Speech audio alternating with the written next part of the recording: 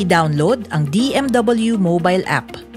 Pagbukas ng app, i-click ang login at i-type ang e-registration account details. Kapag nakatanggap ng ganitong mensahe, i-click ang register.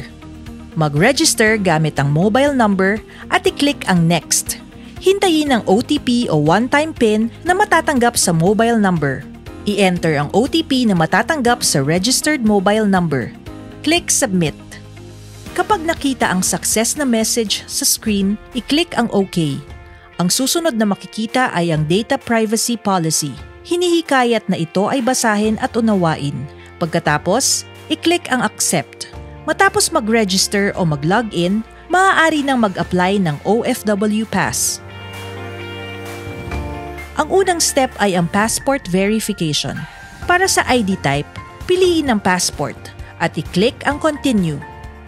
Sunod, i-click ang Allow para magamit ang camera ng mobile phone sa pagkuha ng passport. I-click ang Continue. Ihanda ang passport. Click Continue. I-scan o kunan ang passport. Siguruhing nasa loob ng kahon na nakikita sa screen ang inyong passport. Sunod, i-click ang Continue. Hintayin matapos ang passport verification process. Pagkatapos ng passport verification, mag-selfie. Huwag gumamit ng flash. Siguruhin din na nasa loob ng bilog ang buong mukha at malinaw ang inyong picture. Sunod na makakakita ng check kapag maayos na nakunan ang inyong picture.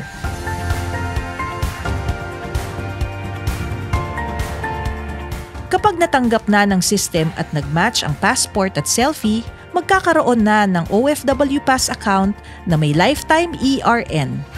Para makita ito, i-click ang View OFW Pass.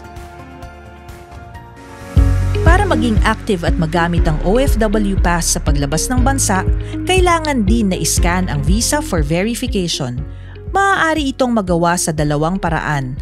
Una, sa pamamagitan ng pop-up notification na lalabas sa OFW page matapos gumawa ng OFW Pass account.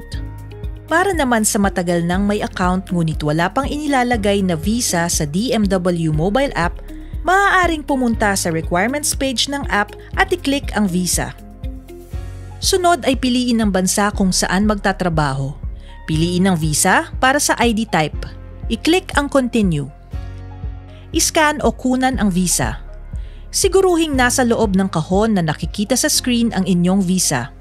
Sunod, i-review ang visa na nakikita sa screen.